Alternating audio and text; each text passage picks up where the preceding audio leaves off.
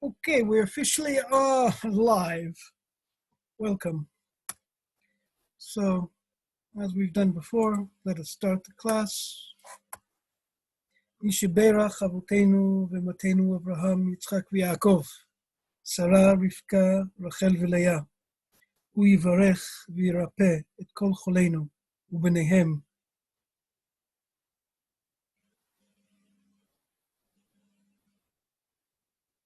הזקוקים לרפואה שלמה, בעבור שאנחנו מתפללים להחלמתם.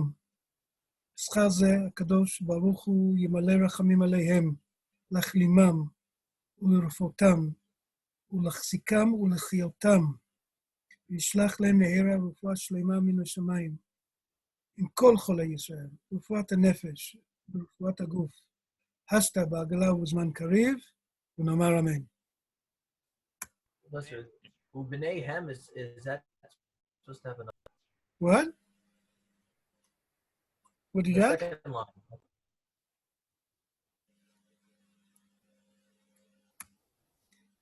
Okay. What are we going to do today?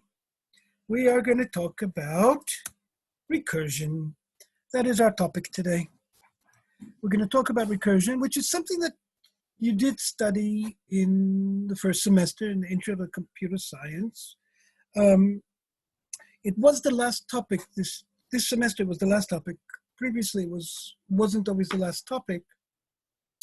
So I don't know how much everybody really got into it and how many people actually did the last exercise because it was already towards the end of the semester. So we're going to do a quick review of things that you know about.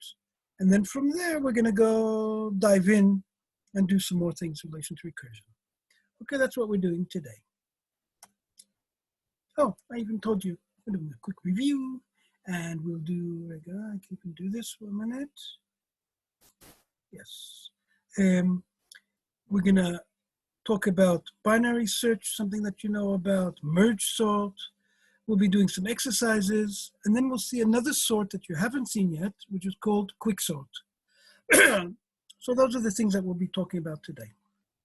Now, one other thing, the meta, the whole thing that we're dealing here with in the course, we're going to always be talking about the correctness of the algorithms. Is it robust? That's also a nice word, robustness. And also the efficiency. And the efficiency is going to be becoming more and more prominent in the way that we look at different data structures because we want to get to the information as efficiently as possible. So basically what we're doing today is we're taking a break from data structures from the point of view of learning more data structures, because up to now we've looked at linear. We've looked at linear data structures. If it's the linked list, either type single, double, whatever, stacks and queues, they're all linear.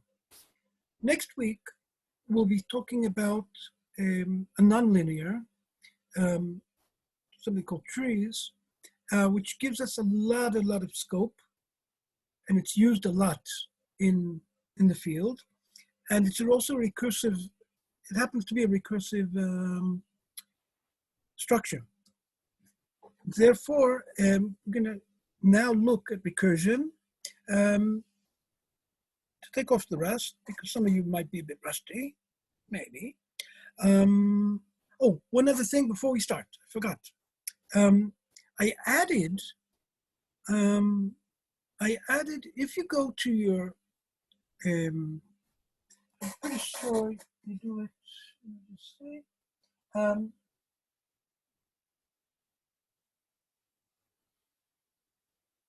If you go to your, the participants, where you are, you can, you'll see that I added more features like yes, no, go slow, go faster.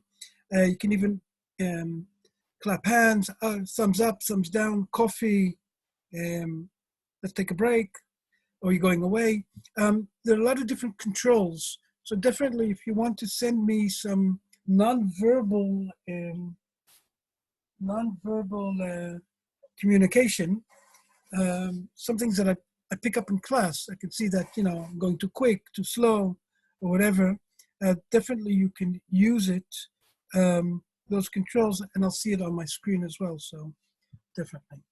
Okay, back to what we were talking about. Great, Simcha, Menachem, good, you found it, good, excellent, lovely. I'm applauding. Yofi, good. Okay, so let us continue. Previously on, yes, that's what they say in television programs, previously, when we talked about recursion, or actually you talked with Eitan, not with me. Every recursive function has to be able to be called a recursive function has to have two things. One is a recursive call. Obviously, it has to call itself recursively, because otherwise there's no recursion. And the other thing is a base case. I think those are the terminologies that you use. If for some reason I'm using different terminology than Eitan said, just tell me so I should know. I can relate to your terminology that you learned previously as well. But I'll talk about the base case and the recursive call. That is the first thing that obviously in recursion. The next thing that you talked about, or maybe not, was that when we're talking about recursion, there's a few different types of recursions. So I can look at recursions, and there's a recursion which is called tail recursion. A tail recursion is a function in which the last operation in the recursive call, I have a function, the last command in that function is the recursive call. So what happens is that it's at the tail, it's at the end, and therefore when I get to the end, pop, pop, pop, pop, pop, pop, there's no more commands afterwards. I go back all the way up. The stack rewinds, whatever, underneath it, but I get up to the top of to the initial call of the function. Again, the tail recursion is where the last command is the recursive function. Another type of recursion is called multiple recursion. And I wrote the names also in Hebrew, just so you should see them anyway. Recursive zanav is the tail, and du-mimadit. Now, in the literature, you'll see a lot of times binary recursion. You'll see sometimes multiple. You might see exponential, but a more general term is multiple. What are we talking about? We're talking about a function that actually calls itself more than once. Now, it calls itself more than once, but not like in a case where it says if, let's say, if n is greater than 0, call yourself with n minus 1, and else call yourself with n minus 2. That's not calling itself twice. It calls itself once according to the logic. Here we're talking about something like the Fibonacci, where Fibonacci, which is something that you've seen, calls itself twice. Once with n minus 1 and once with n minus 2.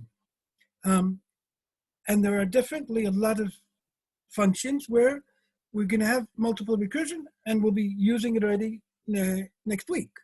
A lot will be using this type of idea where the recursion gets done more than once. And the last type of recursion is called co-recursion. Some people call it mutual recursion. Again, depending on the literature, you'll see co-recursion or mutual. And that's where, for example, function A calls function B, and function B calls function A. One calls the other, right? So it's a mutual recursion, and ping, pong, pong, ping, ping, pong, pong. Very careful there. You have to make sure that you get out of there.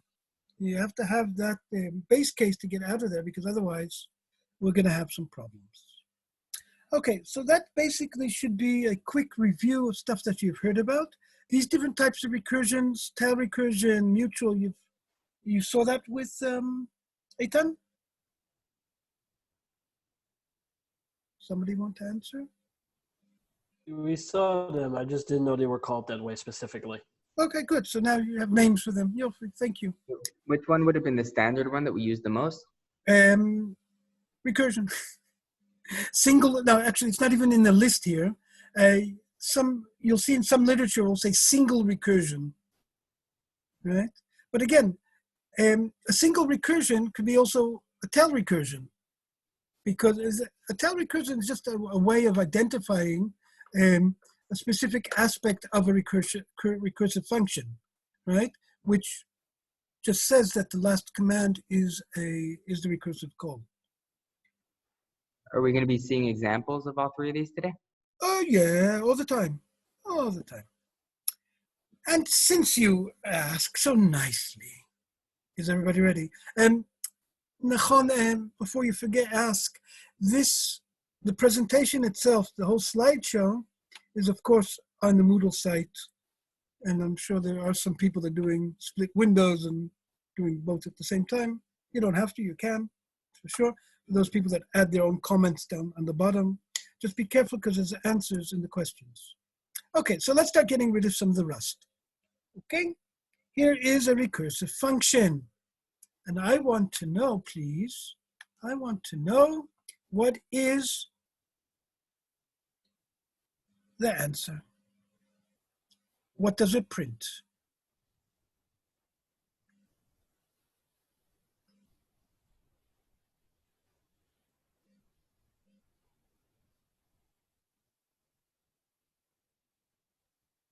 If you have an answer, you can raise your hand. I'm not trying to raise my hand, but it looks like it just prints an asterisk. That sounds like Pinchas David. What did you answer? It looks like you just print n number of asterisks. So in this particular question, Amitai, maybe help Pinchas David here. It prints 4 stars. It prints 4 stars. Why does it print 4 stars? Very simply, because we're saying here, mystery 1n, we're calling it, the parameter is 4. N is greater than 0? No. So print a star. And then do it again for n minus 1. So the next time we go into the function, n will be 3, 2, 1. So it will print 4 stars. Now those people that want to have Achpeda will say it's 4 stars on the same line, and maybe not this way, but we're in pseudocode, so we'll just do it that way. Okay, that is an example, by the way, for those people that asked. This is an example of a recursive function. There's a single recursion here, which is also tail recursion, because the command mystery, here we go, mystery 1, n minus 1, the recursive call is the last command in the function. Therefore, we call it a tail recursion. Okay, mystery 2.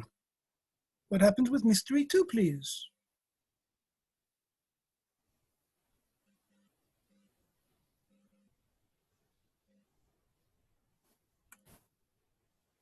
Let's look at this call.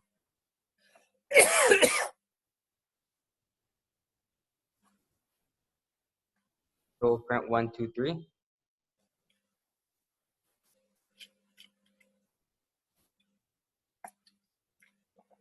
Anybody else want to make a suggestion? Will it print 4, 5, 6? No, that's for sure not. Okay, why 1, 2, 3? You want to explain? The print is after the function call. Yeah.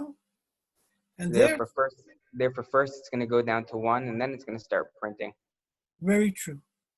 What it's going to do is print 1, 2, 3. It will print 1, 2, 3 very clearly. It will print 1, 2, 3 because what happens is that, just as you said, n starts at 3. It calls mystery 2 with a 2, and then with a 1, and then when n is 0, it stops the call and prints n. N will be 1, and 2, and then 3. Okay, these are things that you've seen already. It's nothing new. And you should be okay with that. Okay. 1, 2, 3. Okay, next. Ooh, this is a different one. What's going to happen this time? If you have an answer, don't say it out loud yet. Let the mere mortals work on it for a minute or two.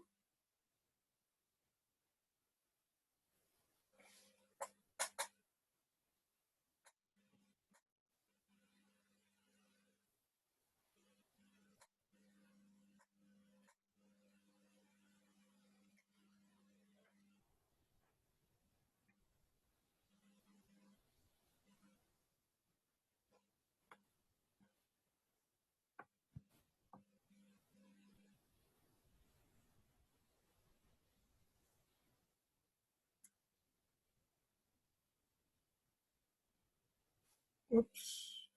You're seeing things that you shouldn't yet. Trying to do something.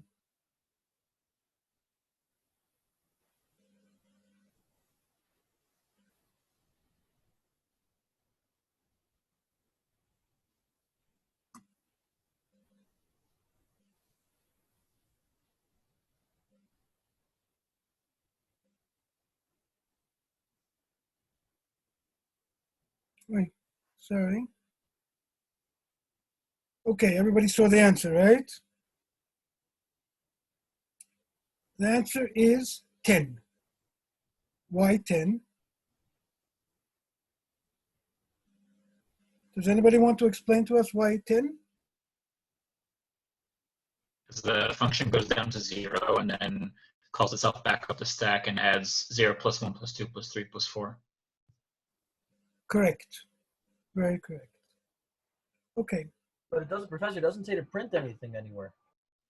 Where's the print? Where's the print? Oh, no, there's no print. It returns. Main. Okay, what does the function return? In this case, what does the function return? The function returns 10. Okay? Let's say that. Okay, so that's very nice.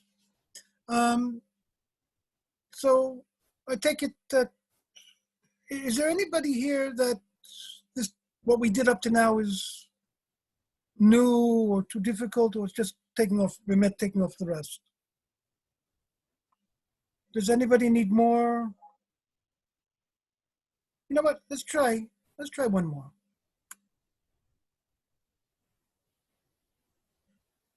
Okay, let's try this. What is SOD 1 of 5? The first one. Let's just do the first one.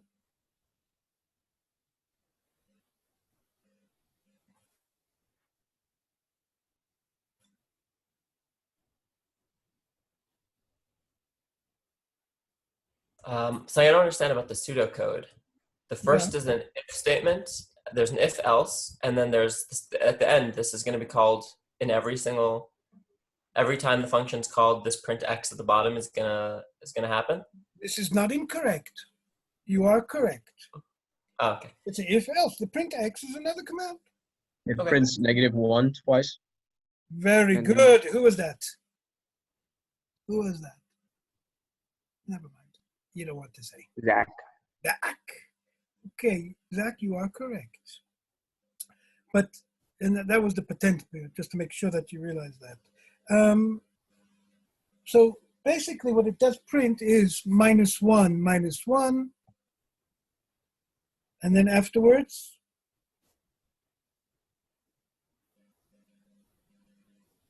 Zero twice. why 0? How do you Because get to 0? it will. 8 is even. 8 is even.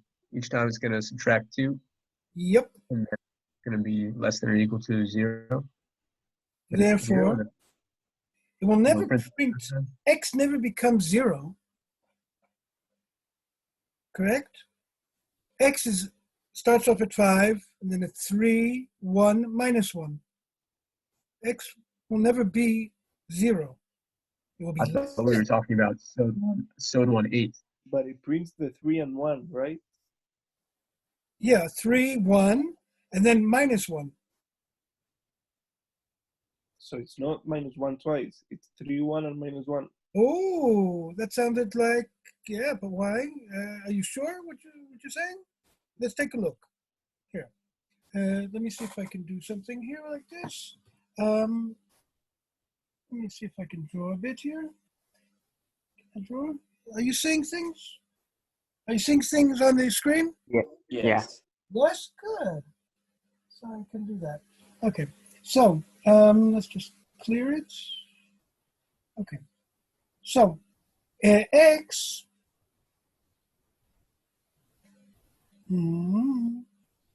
Sorry. What's happening? It's moving. Nachon? Ach. So let's do. I'm just trying to do something nice for you guys, but let's see if it works.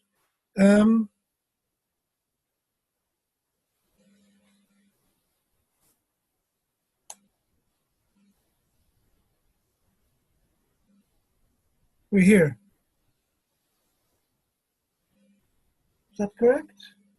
No, we did that. Why isn't it continuing? Sorry. Let's do one more. Okay. Now let us do this. Okay, so X starts off at 5. X starts off at 5, and no, it's not working. Never mind. I tried to do something. It's not going to work so easily. Let's just go back to normal working.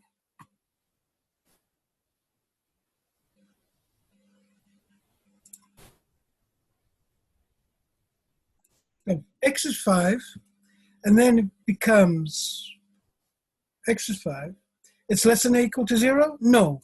So then it calls 3. Then it calls 1.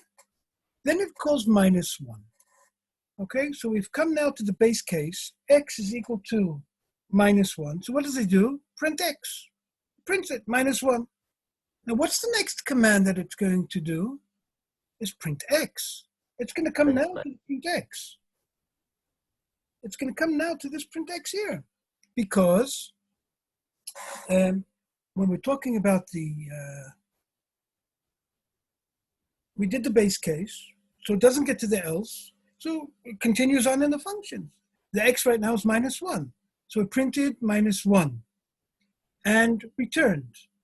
And then it will print, what will it print? What will it print afterwards? The X. X will be 1. And then the X is 3. Then 3 and then 5. And then 5. So we'll print minus 1, 3, 5. What about regular positive 1? Yeah. Minus 1, 1, 3, 5.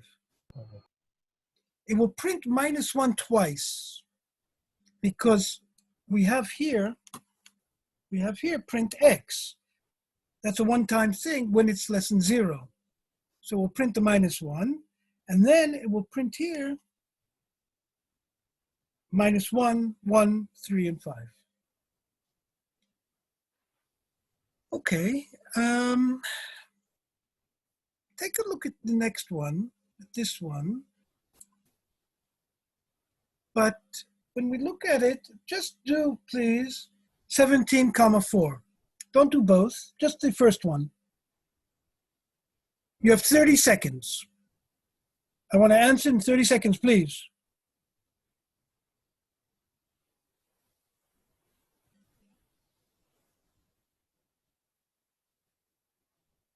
$15 seconds.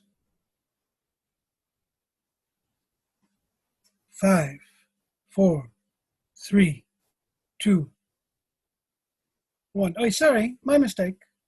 Why? That's not fair. No. Sorry, do the second one, not the first one. Stop. Do the second one. You have 15 seconds. 15 seconds to do the second one, not the first one. -13. It prints 10 seconds. 13 and it's finished. And minus 13. It doesn't go in. A is 4. A is not less greater than B, and therefore it never goes into the recursion. Okay? Take that into account. All right. When you look at this one, what does SOD 4 do, everybody? SOD 4, it's first of all, it's multiple recursion, and it's what, Jonathan? Was it as a Fibonacci? Fibonacci? sequence? It's Fibonacci. If n is equal to 1 or n equal to 2, return 1. The SOD 4 returns the nth Ramban, nth value of in the Fibonacci series, 1, 1, 2, 3, 5, 8, 13, etc. So here you have a fantastic example of a recursive,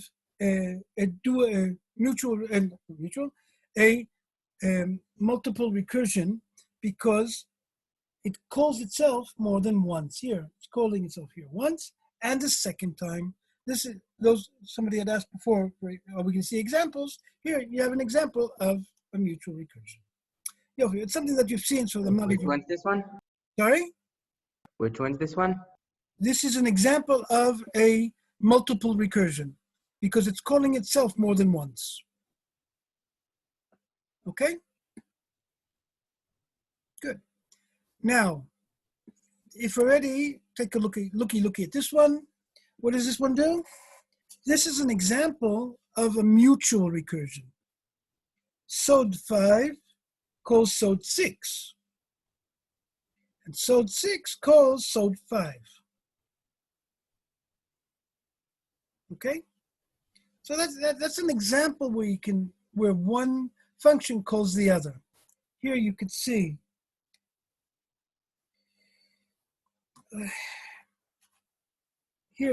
that SOD 5 calls SOD 6, and SOD 6 calls SOD 5.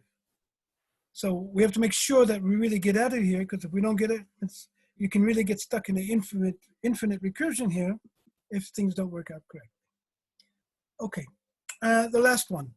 Here comes the last one, and we're going to do it all together. I'll do it together with you. We might have skipped some No? secret. Oh, whatever. Well, no, that was deliberate. Okay, so here is a function. I want to know, what does SOD 9 do?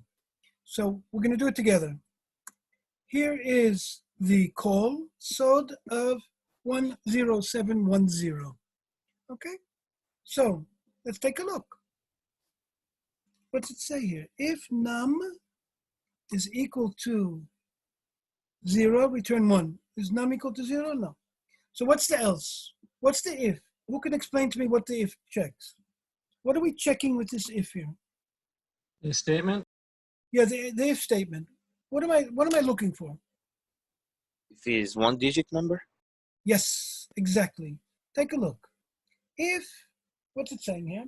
If num is less than 10 and greater than minus 10. What's that mean? That it's a one-digit number.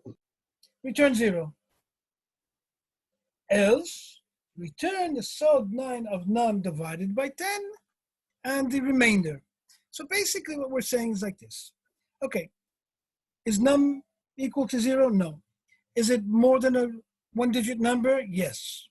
So what do I have to return? I have to return the following. Return to me, please, in your free time. Return to me SOD 9 of 1071. That's num divided by 10, plus SOD 9 of 0. Because when I divide by 10, the remainder is 0. Now, he doesn't start doing any of this yet until he says, okay, 1 minute, let me do the SOD 9 of 1071. When I finish, then I'll add the SOD 9 of 0. But first I have to finish, I'm here.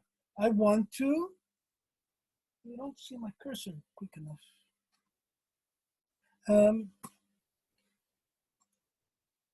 SOD 9 of 1071. What is SOD 9 of 1071? That is the SOD 9 of 107 plus the SOD of 1. What's 107? It's 10 plus 7. Again, it won't do all the other ones until it finishes computing here. Now, what is SOD of 10? Let's take a look. SOD 9.1 is what? What's returned?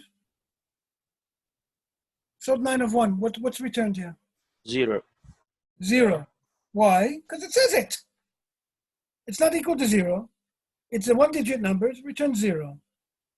And then what's with the SOD 9 of 0? What's it return? 1. It returns 1. And then 7 returns? 0. 0. So what's going to be returned in the end? What's returned here at the end of the whole business? The number of zeros in the number. Exactly. Yofi Pinchas David. So basically what's happening here, it's doing two things. It returns the number 2. Now, the general question is, what does the function do? This is a very fancy function that what's it do? Sachakol, it returns the number of zeros in the number. How many zeros are there in the number? Now, if you didn't chap at the end, you can go through this very slowly and follow it, but especially built it that you can see every stage and stage. Okay, those all were examples of recursions, just to remember what's going on, but with a particular example. Now, a question to you. Let's start working a bit. Here's a function. I want to know, what does Q1 do? Not how. I want you to fill in the missing blanks. The function Q1 accepts two integers, A and B, and returns ... I want you to fill in the dots. What does it do? If you think you have an answer, you can just raise your hand. Don't say it out loud yet, because we want people to be able to think about it. I have a question on the Yes. just on the question. What does it mean at the end? +1. There's a pair of numbers. How do you add 1? Like that? I didn't understand that. +1 means, what's +1 mean? +1 means add 1 to who? To Q1 of, to that function call. What we're doing is we're adding. Oh, okay. Yeah. Yeah, nachon? That's what we're doing.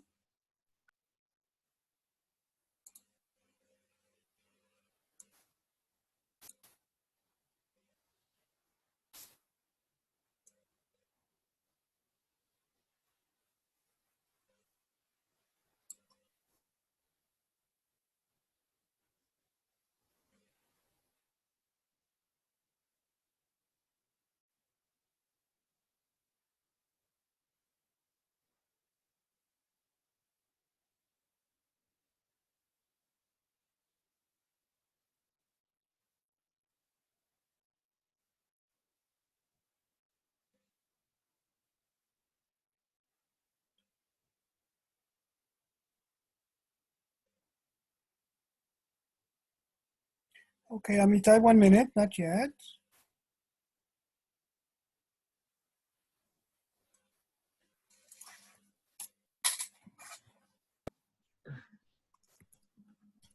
Shall I give the answer?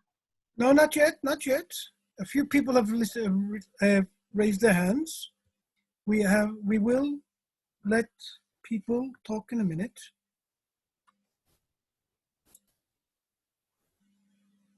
Okay. Tov, who hasn't talked yet? You all have so far. Tov, Amitai, you were the first one. Yes. What is the answer? It returns A plus B. It returns A plus B.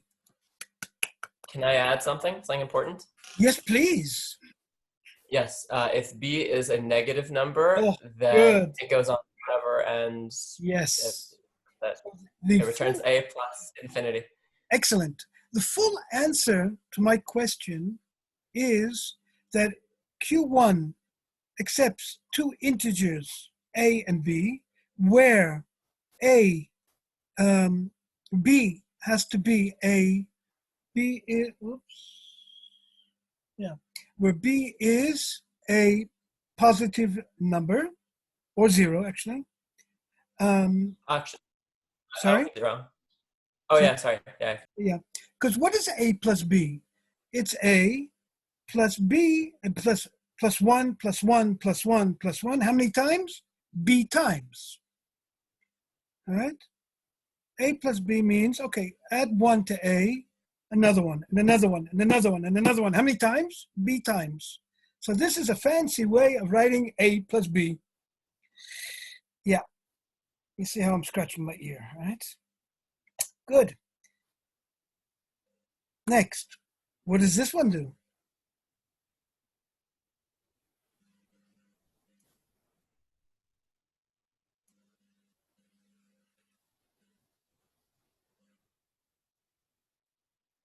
Okay. What does this one do?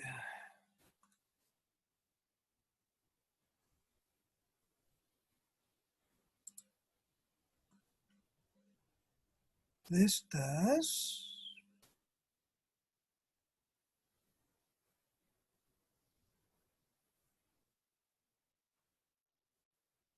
What does it do?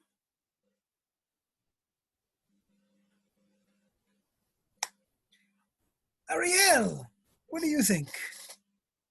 A plus A, B amount of time. Which means A times B. A times B. Correct. What is A times B? It's A plus A plus A, B times. And this is exactly what we're doing. The same idea, but this is A times B. Excellent. Okay. Adkan, we have now finished the quick review. Let's start learning a bit more deeper. Binary search. We talked about binary search already in the first lesson when we were talking about complexity. We brought as an example a sequential search vis-a-vis a binary search. Now, what is a binary search? Let's just remember. A binary search is, what's it do, a binary search? It says, okay, I have to have the array already in an ordered list. If it's sorted, take into account that it has to be sorted, and then we go to the middle, and then we check the left-hand side or the right-hand side until we find it or we don't find it, right? And you built the algorithm in the first semester, the iterative one. So I checked on your slides from your course from first semester. If you don't remember it, it's in lecture 8. 8 on lecture 8 in the computer science course, the intro course. So you can go there to review it if you need to. Okay. Now, you also saw with him the recursive. Because basically, what am I saying? I'm saying, look, I'm looking for a number. So if I'm looking for this number, great, I'm looking for this number. So what? So if I'm looking for this number, I go to the middle, and that's okay. It's on the left-hand side. It's smaller. And then what I'm going to do, okay, look for it. Look for it. When I hear that word, look for it, that's exactly what I just did beforehand. Ding, ding, ding, ding, ding, ding, ding. Recursion. Again, that same type of loop that you did can also be recursive. Now you saw the algorithm, and let's just remember now let's take a looky. This is the recursive algorithm. Let's take an example of if we want to call it, right? I have B search R for recursion. It accepts 4 elements. The array, low and high are the 2 sides, the lower bound index and the higher index, and the item, the actual item that we're looking for. Mid is equal to low plus high divided by 2. So it takes the middle value. Now, again, if it's even number or odd number of elements, makes a difference. You take divided by 2, so it's 1 less. It's not a problem. The algorithm will work just as fine with even numbers or odd number of elements. And then we start looking. If it's equal to the item, well, we found it. They return mid. This function, my particular function, will return the index where the item is. And if it's not, if low is greater than or equal to high, basically, we come to this type of stage where the indexes meet, or they even go one after the other, that means it's not there, and we return -1. Let's take an example. Here's an algorithm, and let's say my item is the number 5. I'm looking for 5. So basically, we're going to go to the middle value. The middle value will be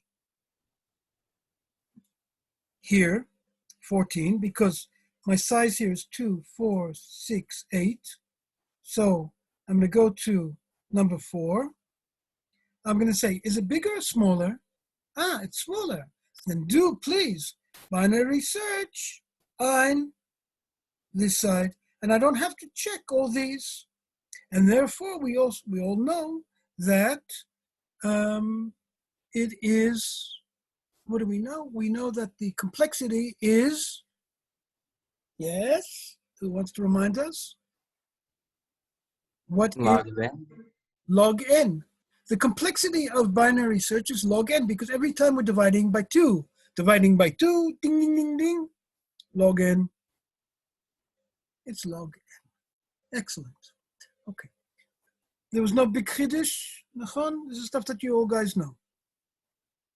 Yeah? Maybe. Okay.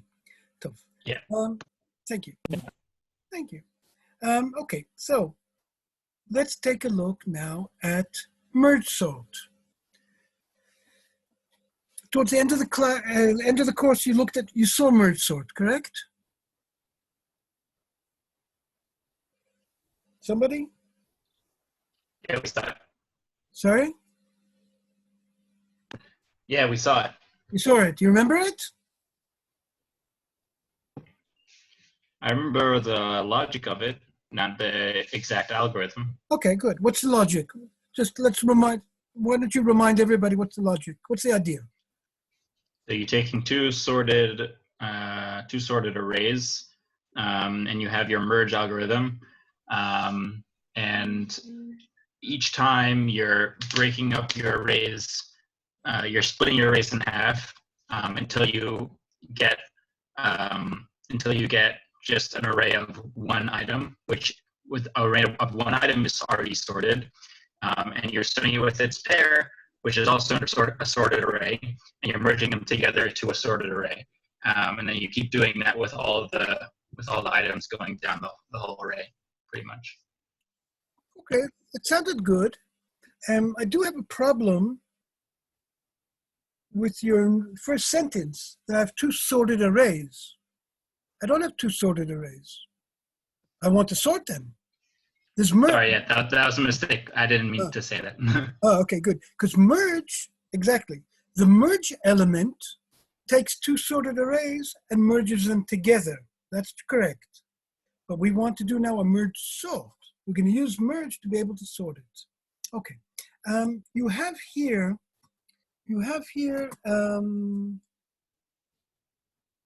a video. I think you've seen these videos that are on the YouTube of these dances, all these Eastern European dances that sort of visualize the merge sort. But you can look at that offline. You don't need me. A lot of times I recommend that you put up the speed because it can be a bit slow sometimes. But they're both it's an example of a divide and conquer algorithm. Okay, who wants to remind us what a divide and conquer algorithm is? You heard that concept in the first semester, I'm sure.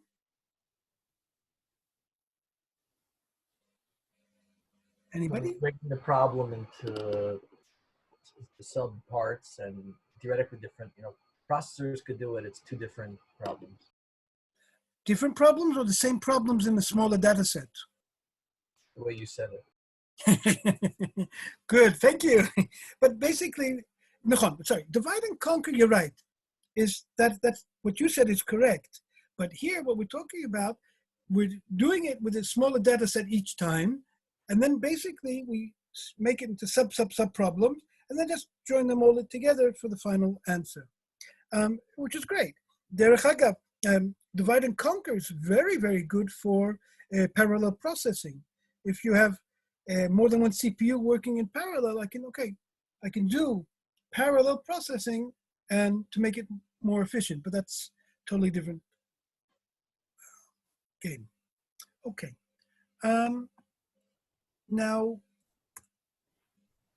if you don't remember how to do merge, not merge sort, merge, here's a link. I put a link for you to the algorithm itself. I put on in our what you call it? No, let me see if I can see it.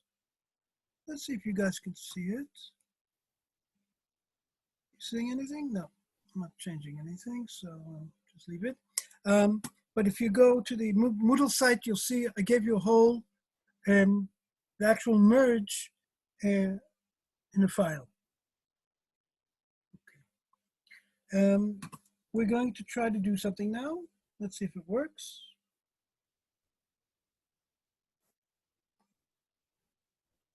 No, it didn't. There you go.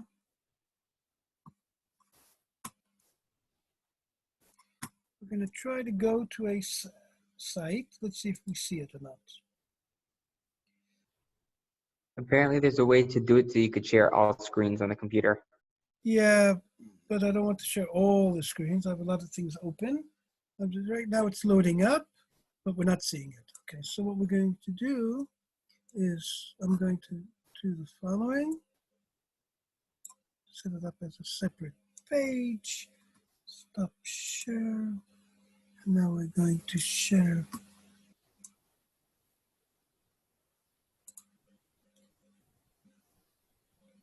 This one. Okay, so now what you should be seeing is this atar. Okay, you see this. Now, what are you seeing?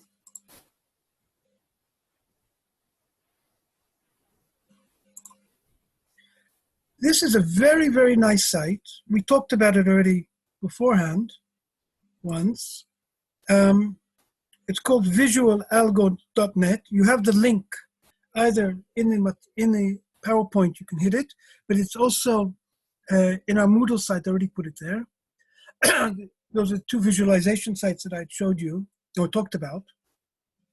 Now, this site has a lot of different algorithms. We'll be visiting here a lot, and you could play with it. Here, I'm in the sorting. They have, you know what? Let me just, if we're anywhere here, why not?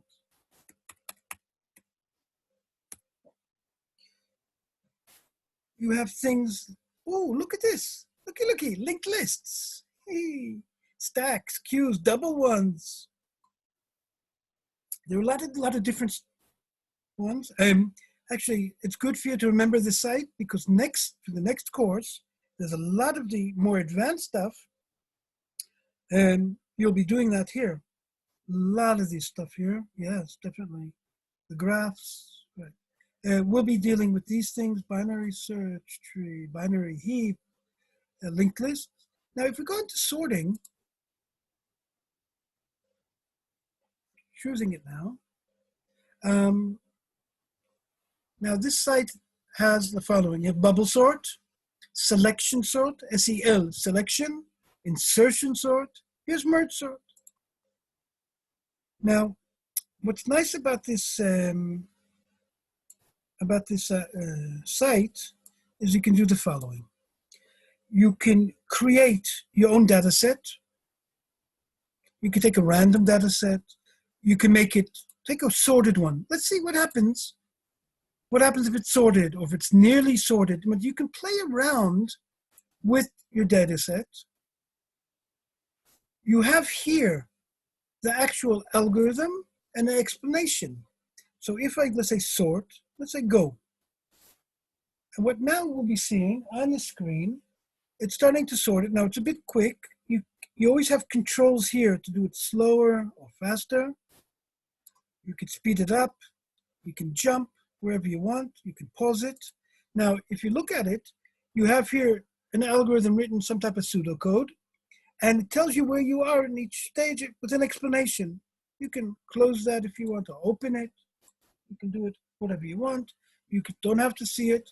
And you can actually see it's a bit slow now. Let's speed it up.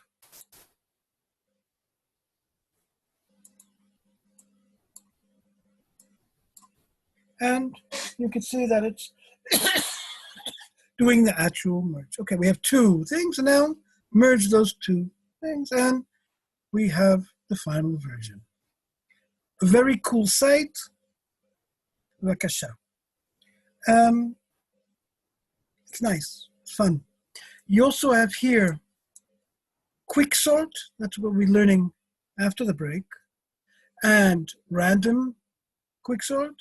And these two here, count sort and radix sort, we'll be learning later on in the course.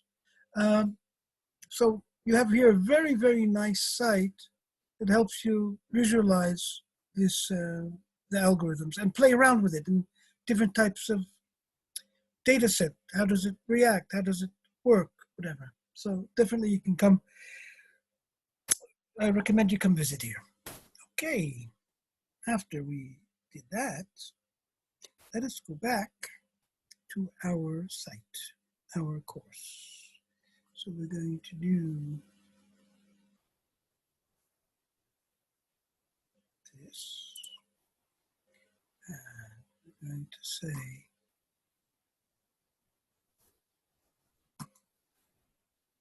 stop share. And let's do a new share and go back to where we were. We were here. Okay. So that is the link. Okay. Everybody saw it? Yofi. Now, what else? I don't see you guys.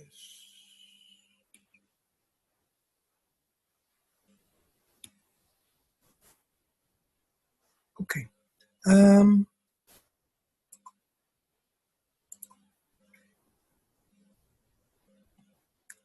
So here's the merge sort algorithm. Let's take a look. What are you seeing here? You're seeing here the actual algorithm itself.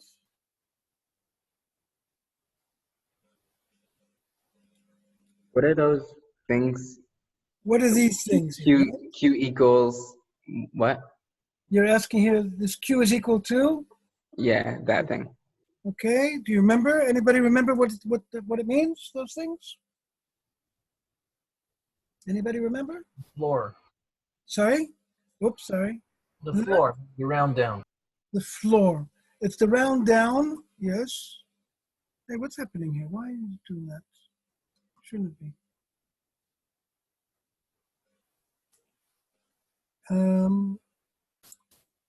It's the round down of, it's the floor of P plus R divided by 2. It's the, Not just round. I mean, you just take no, away. it doesn't round. It's the floor. And if you had the chuptrics on top, then it would be the ceiling. It's a way of saying P plus R percentage, mod 2 in mathematical terms. If you wanted to write, if you wrote the percent sign 2, that's the same thing. P plus R divided by 2 give me the, no, divided by 2, not percent, sorry. It's the whole value of the division. Okay. Can you give me a numeric example? Yeah, if P plus R is 7, divided by 2, it will be 3. Q will be 3.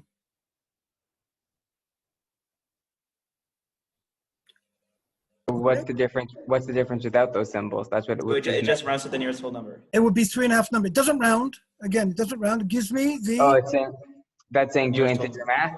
Yeah. Like integer division, the way that we're used to know. Just think of them as int, and it will give me the whole number of the division. Okay. Okay. So that's the merge sort. Q is my middle value. So we're saying now, please, Mr. Merge Sort, I want you now, please, to do a merge sort on A between P and Q, from P to Q, and then do a merge sort from Q plus 1 to R, and then merge them. We'll look at the merge in a minute. Now, one thing that's important to see, look at the names of the indexes, the low and the high index, P and R. It's very mikubal to use P and R for the left-hand side and the right-hand side. P, Q, R, right? Like just in the alphabet. P will be the lower bound, R is the upper bound, and Q is some value in between P and R. Here happens to be in the middle. But a lot of times in a lot of literature, you'll see the use of P and R or PQR. So definitely get used to that. Okay. Now, the merge itself, you guys saw merge, the classic merge, right? I imagine that you all remember how it works. You have basically, the merge works into a new array. You take from the first and the second, you have indexes, pointers, indexes, and you say who's smaller, and then you copy it over and move this one, I++, K++, and da, da, da, da. So how does the merge work? What's the loop? What's the main loop of the merge? How does it work? Somebody? How does merge work? Somebody said today. The merge itself? It what? You mean the merge itself, which we don't have. Just the merge. How does merge work?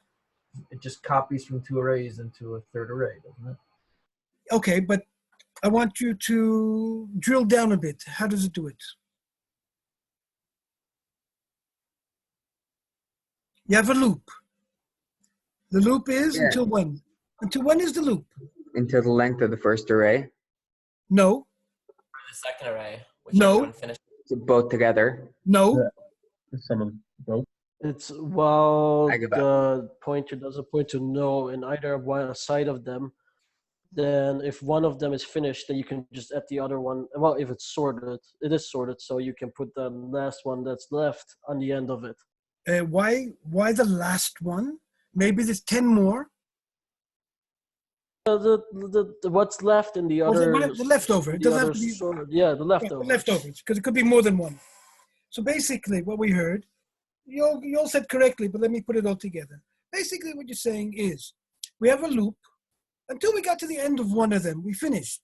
One of them's finished, and then we'll have two more loops in the algorithm that will only go into one of them, because we want to copy over whatever's left over from in the one that we haven't got to the end yet.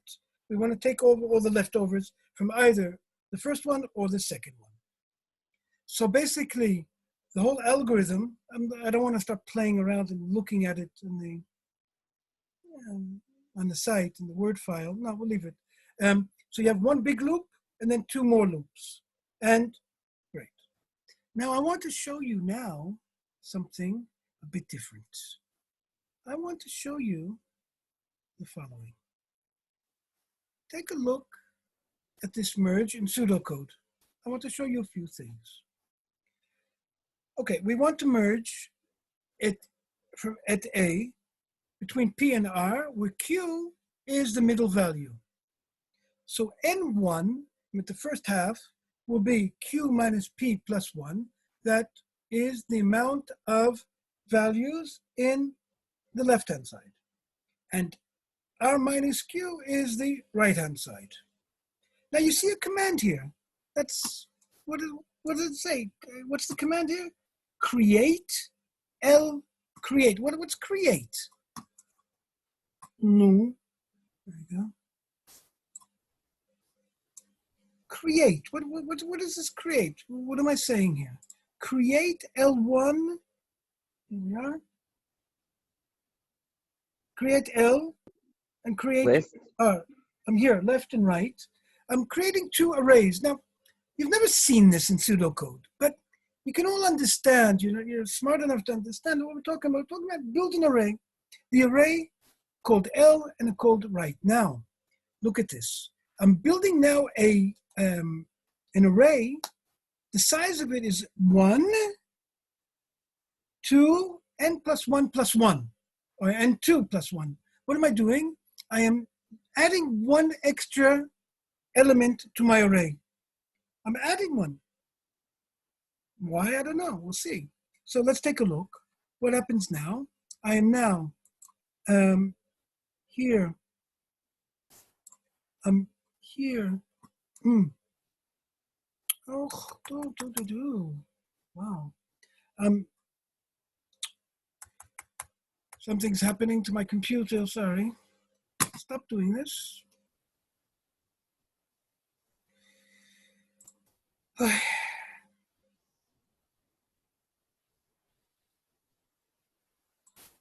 Sorry, guys. Let's just go back. Where is the...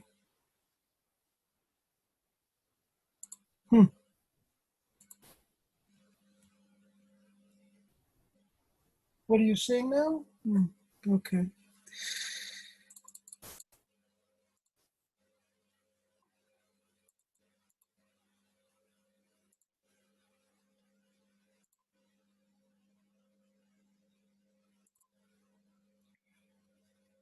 All right. You shouldn't be seeing that. Should be seeing it this way.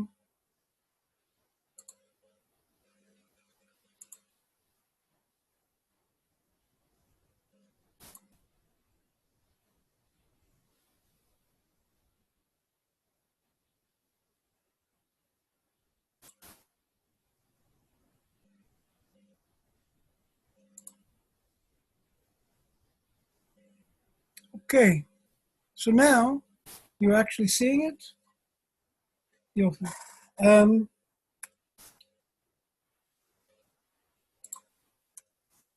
We have the merge sort, and we're looking here now at the actual algorithm. What am I doing here?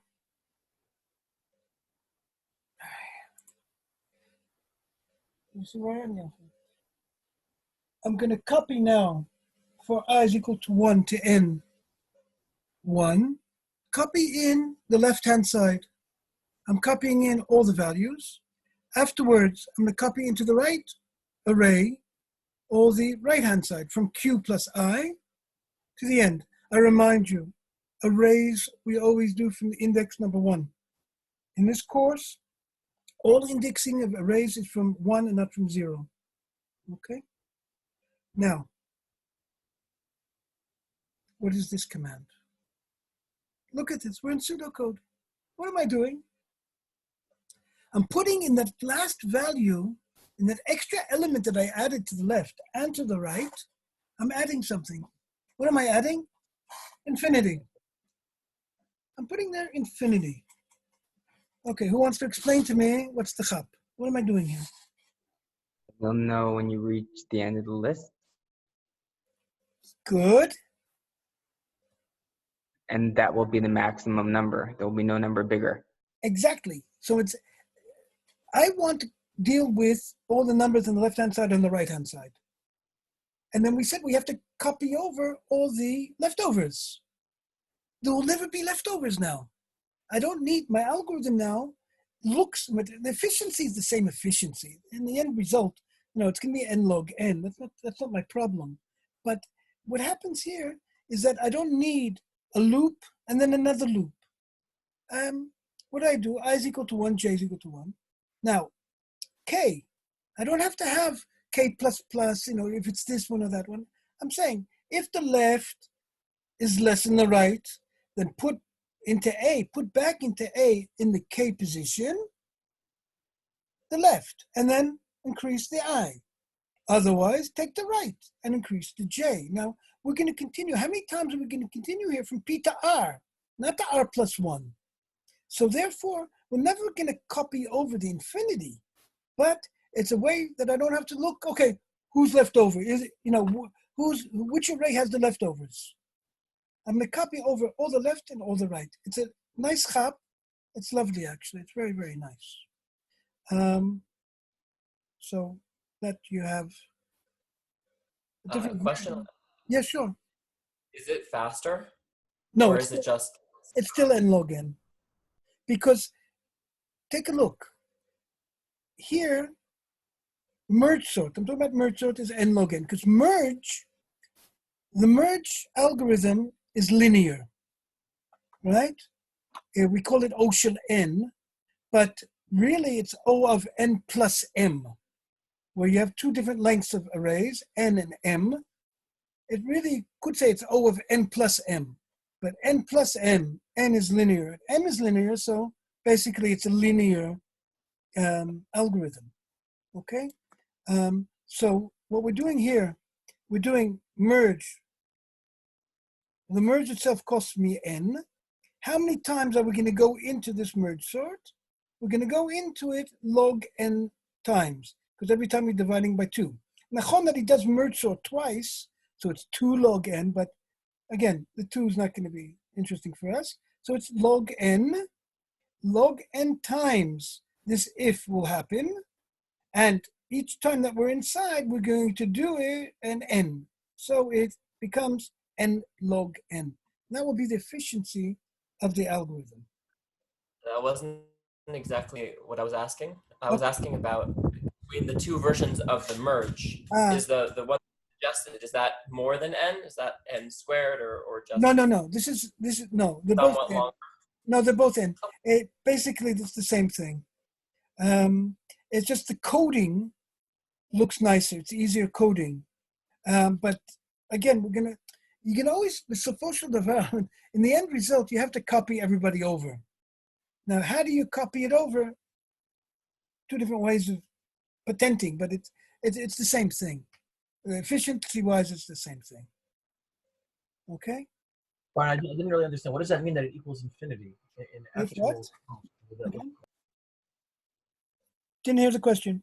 I don't know. I see the pseudocode, but I really don't understand the implementation. What does that mean? L of sub n plus 1 equals infinity. How would that look in any code? Oh, no. Oh, Rega. Okay, now we're in pseudocode. Now, that's the beauty of pseudocode, that I can say, look, this is what I'm doing. When I come to implementation issues, I have to implement it in a certain working environment. Then I have to see how I can adjust my algorithm. But right now, I'm running a general algorithm. Put in this high number. Now, in C++, you could take some type of like max int, right? There's a constant called max int, and that could be the value that you want, right? You can decide if they're all numbers, let's say they're all marks between 1 and 100, right? So then you can put 101 there. I don't know. Again, that's implementation issues. I'm not interested in implementation now. I'm running an algorithm. Okie dokie? Okay. Okay? Yeah. Good. Lovely. Okay.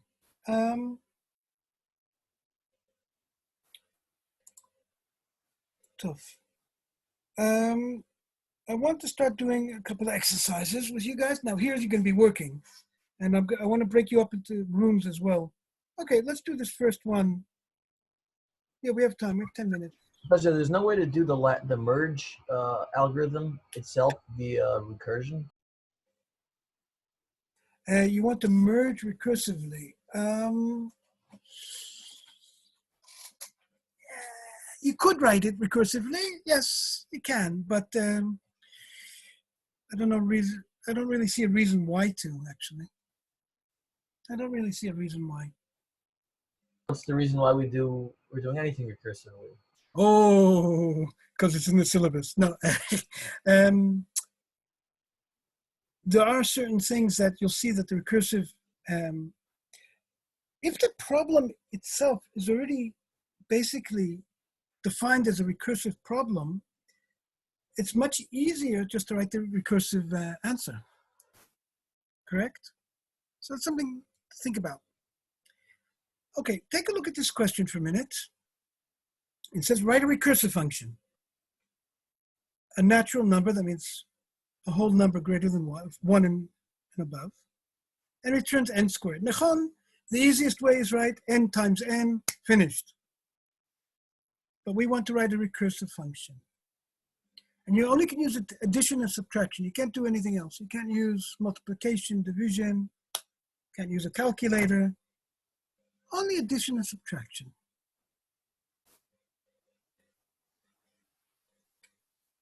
Think about how you can do this. Menachem Mendel, yes. I'm gonna do the same way we did the other ones with the a minus. Just do n minus 1, like you receive 2 times the same number. Yeah. And you do n plus, and you send n minus 1. So every time you're gonna receive n plus n plus n plus n times.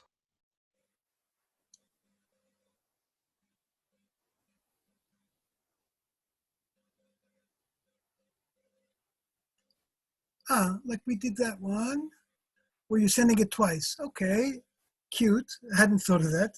So basically, I gave you the answer already way back.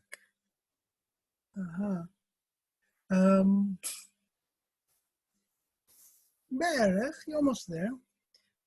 Let me give you guys a hint for a minute.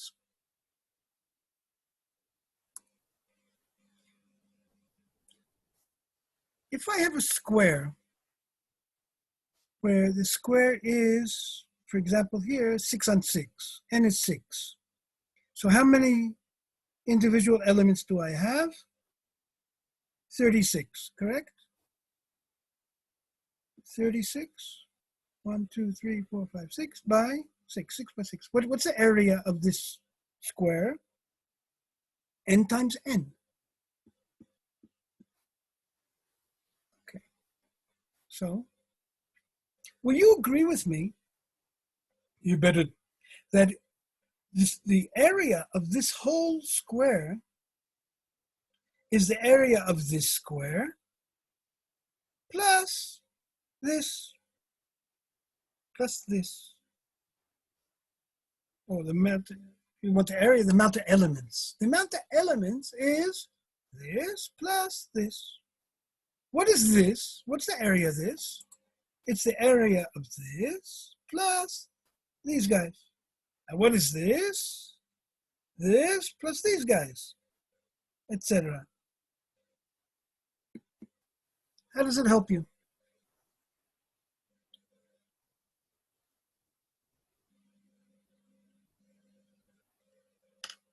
How does that help you?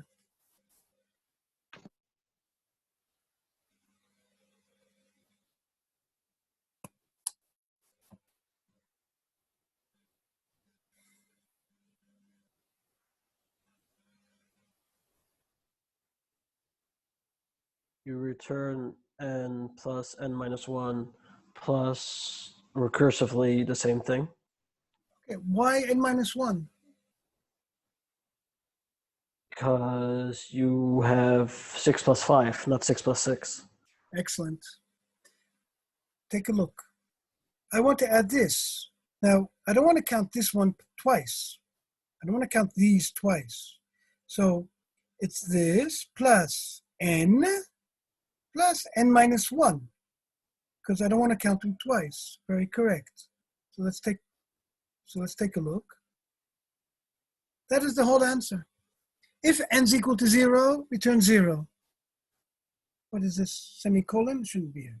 Then return 0. And if not, what do I want to return? I want to return the function n minus 1 plus n minus 1. That is the whole answer to the, that is the answer to the question. Can you explain the recursion, how it works here? Sure.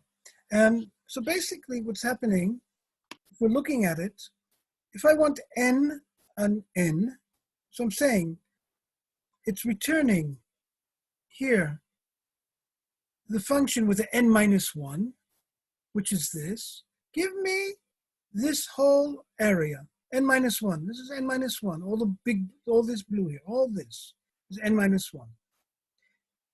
plus n. How many elements do I have here? N. And how many do I have here? N minus 1, because I don't want to count this twice. So going to give me the area with 1 less, plus the existing n where I am now, plus n minus 1. Now I'm going to call this recursively until I get to n is equal to 0. If n is equal to 0, then it's 0 plus it's 0. And then it returns. So then n was 1. So what is 1? 1 plus 1 minus 0. 1 plus 1 minus 1, which is 1. Meaning that when I'm here, I just want to add 1. And then I want to add another 3. And then I want to add another 5. And then I want to add another 7. 9. That's what I'm doing. How do you deal with negative numbers? Sorry? How do you deal with negative numbers? This won't work with negative numbers. It says natural number. A natural number is a positive number. Okay? Good. All right. We're going to take... What was the other suggestion before? I can't hear you. What was the other suggestion someone had before? No, basically he said, look, you know, way back we did the example of A times B, right? Right. So take that and send it A comma A, send it itself, I see. or something like that, right? Similar. We could really do it for a negative number also, because n squared, even if it's a negative number, it will always be the same as the positive n. So you could just check if it's a negative number and then do the absolute value of it. Oh, fine. Okay, that's true. But that you would do in the main, not in the recursive function itself. Okay? In the main, you'll see if it's negative, then call the function. No, call the function with its absolute value. Okay? You with me? Very important. That's not something that will happen in the actual function itself. It would be in the main. If it's negative, okay, fine. You want to square the negative number, no problems. If it's negative, then I'll send you the absolute value because, like you said correctly, n squared is always a positive number. Excellent. Wouldn't it make more sense to do it in the function though? Because that way we could just let the user decide that he could square any number. No, first of all, it's not a user. First of all, it's the program, it's the main. But how are you going to do it in the function? You're going to ask all the time if it's negative? Yeah, because it's never supposed to be negative after the first time. No. But that's not going to happen because you're adding n and n minus 1. If n is a negative number, it's better just to send it once. Send n. It makes much more sense. You don't have to you're making it more complex, right? You're adding extra ifs all the time for nothing. I don't have to check if n is negative in the recursive function. Why should I check it each time I go in? Every time I go in, I'll have to check it, according to you. Why do I have to check it? Send me the positive number, and I'll give you n squared. If the original number was negative, in the main, I'll change it to be negative. You agree now? Yeah. Great. Okay, let's take a break. Let's meet up again at 4:15. And what we'll do is 2 exercises, and then we're going to learn about quicksort, a very important sorting method, a recursive one. And that's what we'll do. All right? Hopefully we'll be finished before, before 5:45. Yeah, we will be, not to worry. Okay, so let's take a break. Thank you.